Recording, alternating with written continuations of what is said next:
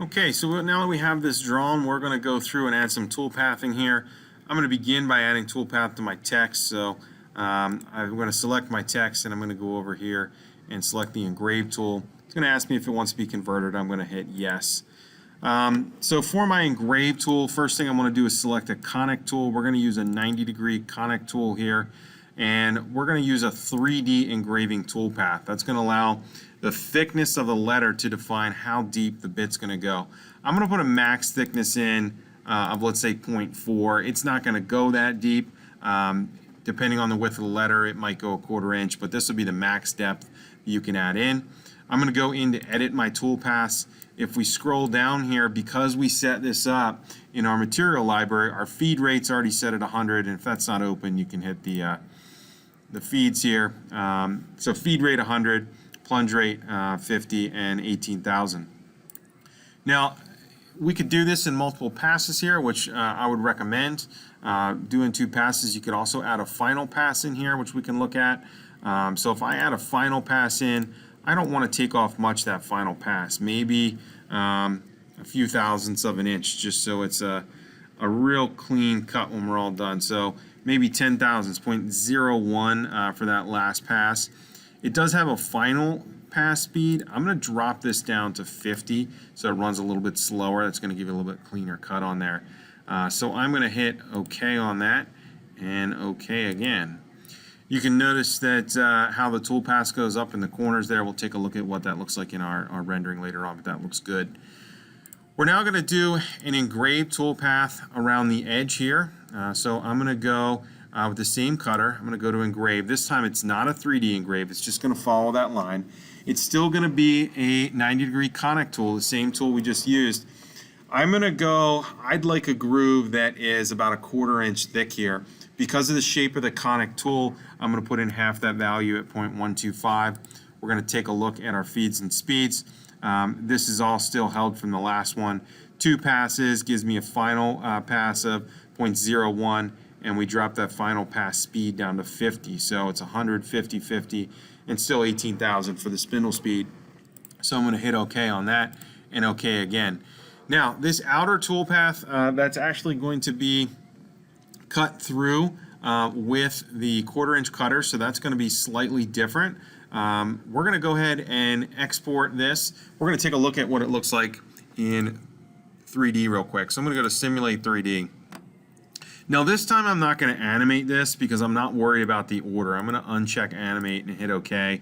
I'm going to hit the light bulb and then hit play here, and it's going to process what that's going to look like. You can hold your shift key down and kind of see what it looks like inside the letters, how it's going to pull up on the inside of those with that 90-degree conic tool, and you can see what that's going to do out here for that outer ring. So that all looks good. I'm going to go ahead and send this or save this file.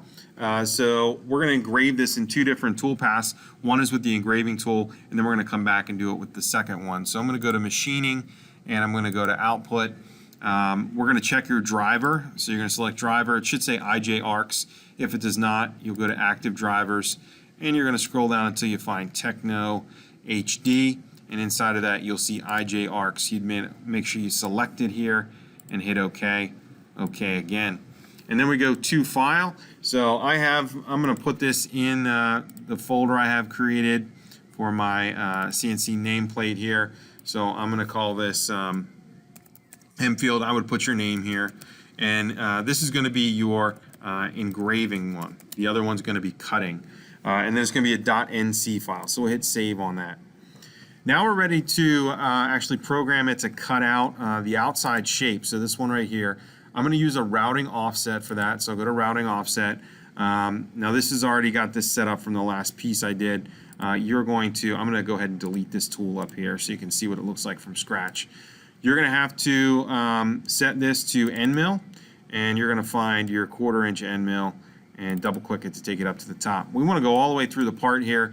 Our plate is 0.75 or 3/4 thick, so we're going to type in 0.75 for that. We're going to open this up, and we can look down here. Our feed, plunge, and spindle are already preset since we set our materials up, which is nice.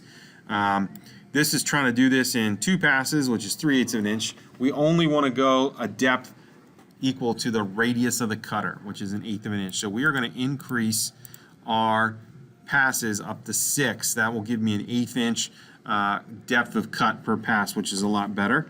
And then we're going to hit OK on that. Before we get out of here, we are going to make sure that it is set to external, so it cuts around the outside and leaves us with that shape. And we're going to add some bridges. Now my bridges were already selected, but you're going to select with bridges. And this is a pretty large part, so I'm going to bump this up to 8 bridges.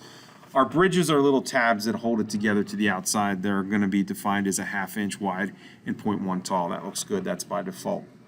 So we're going to hit OK on that. The bridges are defined here are these little green little brackets. This is all elliptical, so there's no point in moving any of these. I'm going to go ahead and go into machining and simulate 3D again, and we're going to take a look at this. We're not going to animate this one either. We're going to turn the light bulb on and hit play, and it's going to process through there. What I want to look at is on the underside, so I'm going to hold shift and right mouse. I want to make sure I have those tabs or bridges on there so that that part doesn't break away from the outside. We're going to add 4 screws to the corners. We don't want the centerpiece to break away during machining. So that looks good. Now, when we export this toolpath, we only want to export the cutout for this round. So we go to machining and output. If we check our driver, you've already set this up once, so it should be set to IJ arcs as you had before. We're going to go to tool order, and this time, so right now is in priority, you're going to select tool order. Notice we have 2 tools selected, the 90-degree conic and then the 1/4 inch end mill. I'm going to uncheck the conic tool. I don't want it to cut it on this. We're going to have to change, we're going to stop the machine after it does the engraving. We change the tool out, and then we're going to run the 1/4 inch end mill. So only that one will be selected. And then we'll go to File, and I'm going to call this one Hempfield. You should call this with your name. And I'm going to call this Cutout. It's important that we name things properly here, so when we have the file loaded, we want to match the tool to it. And we'll hit save on that. That's ready to go. You want to save this file in case we need to make any tweaks, and then talk to your instructor about setting this up on the CNC.